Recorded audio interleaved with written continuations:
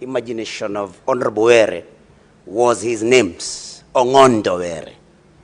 And then he used to crack our ribs every morning because we used to have breakfast together with him and his neighbor from Diwa Wood Chief. And Ongondo Were would tell us stories up to around 11, sometimes even making us late for the games that we had gone for, Mr. Speaker. And so his death, the news of his death, struck me like what we call a thunderbolt. And so we want to send our deepest condolences to also the people of Kasipul and the entire Homa Bay County.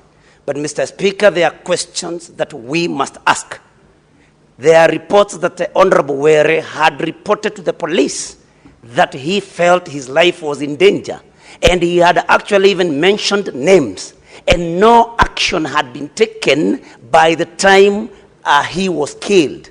And Mr. Speaker, we must call out on the police and tell them that they must be preventive and not just curative. That they must act with speed anytime there is a report that any crime is just about to be committed, Mr. Speaker. And we must get very concerned also about our security. Because, Mr. Speaker, we are asking ourselves questions. There was an armed bodyguard in that car. There was no response from him at all when this attack came. And Mr. Speaker, this makes us also very much afraid. The preparedness of those who take care of our security, are they really prepared to take a swift action if our lives are at threat, Mr. Speaker? And Mr. Speaker, this security question extends even beyond members of parliament. Mr. Speaker, on Sunday, a shoe was thrown to the president as he was addressing residents of Migori County on a car roof, just like he does every other day. So, Mr. Speaker, if the president is not safe, who is safe? Mr. Speaker, the killers of Ongondo Were must be brought to book. And, Mr. Speaker, we must be assured of our security and the security of everybody in this country. The government must wake up, and responses have to be seen being done by the police. May God rest the soul of Senator Veronica. Thank you, Honorable Speaker, for this opportunity. It's with a deep sense of loss that I offer my deepest condolences to the family of Honorable Were Ongondo. It's very regrettable and very sad, Honorable Speaker, that a man of this stature lost his life through assassination on one of our major streets in Kenya. Mr. Speaker, I have thought about the kind of surveillance cameras we have in the city, and I'm hoping that the IG, together with the DCI, will uncover the killers of Honorable Were and even give the reason why. We must understand the mens rea behind the minds of those who killed this Honorable Member of Parliament. And I have read a lot of issues that have been raised on social media. I do not know how truthful those issues are and whether they are just something being done to cover up for the loss of this Honorable Were. He struck me as an honorable gentleman, Honorable Speaker, who was even God-fearing. And what I have read in the social media does not come anywhere close to the kind of person whom I thought we knew in Parliament. But there is no justification for killing a man, because if you have any complaint against any leader or any person anyway, this should be reported to the relevant authorities for investigations to be done. It is very sad, Honorable Speaker, that a member of Parliament could lose his life today the way Honorable Were did. And I know there are those who will shout and say, why are you only thinking about Honorable Were? Honorable Speaker, there is no death that should be celebrated, either of a young man or of a girl, or anybody who loses their life in an unfair manner and in an unjustifiable manner, Honorable Speaker. And for all this, we condemn as Senate. We strongly condemn acts of violence and any act that brings injustice and loss of life. We must start to respect life as a nation. And Honorable Speaker, the space that I have seen on social media, the way it's being utilized, those platforms are now under gross abuse. And there's a lot of cyberbullying, Honorable Speaker. And not only members of parliament are facing this, but even women, Honorable Speaker, are heavily targeted. And that's why we also have femicide cases going high, Mr. Speaker, and women losing their lives, Mr. Speaker. So I pray that as a society, we need to have a deep reflection of the actions that we are undertaking. Even as young people, our young people, we need to have a deep reflection of the way we are engaging on the social media platforms. Let's send messages of hope.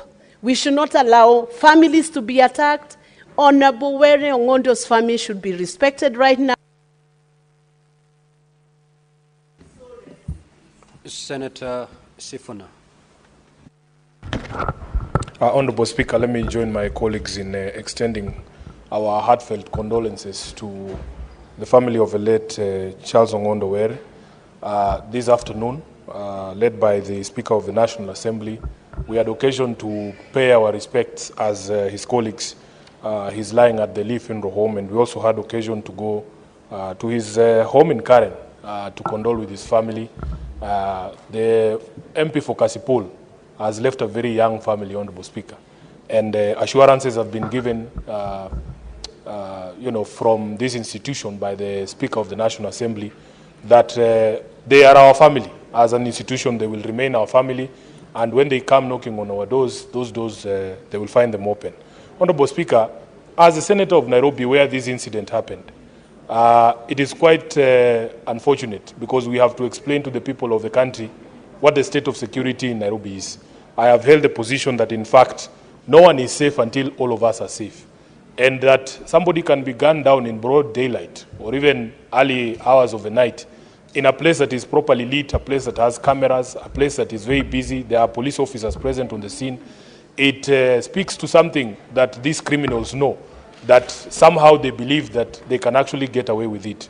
Honorable Speaker, we continue to ask the police to do a very thorough investigation. In fact, a proposal has been made that just the way that I saw the Leader of Majority and his community having an engagement with the Inspector General of Police, perhaps we need to have a kamkunji as well with the Inspector General of Police in the precincts of Parliament here, so that we can also ask him some questions, like I saw the residents of Transmara asking direct questions to the IG in terms of the security situation in that particular region and the police response that led to the killing of over 5 people.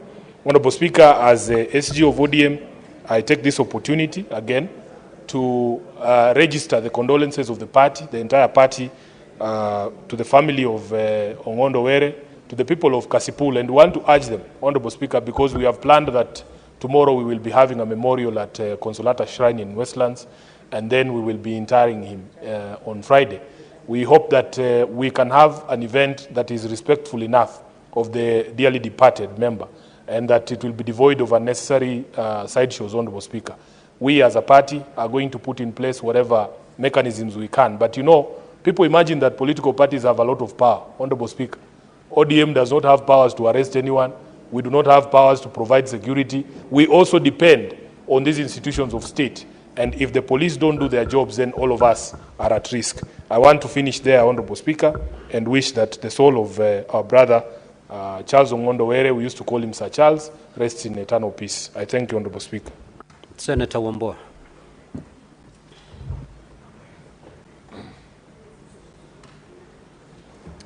Thank you, Mr. Speaker. Mr. Speaker, first of all, I want to join you in welcoming our colleagues back from the short recess, and hope that, Mr. Speaker, in the days that follow today, Mr. Speaker, we shall be able to apply ourselves to the tasks ahead of us. Mr. Speaker, I join my colleagues in condoling with the family of our departed friend and brother, Honorable Charles Ongondo Were.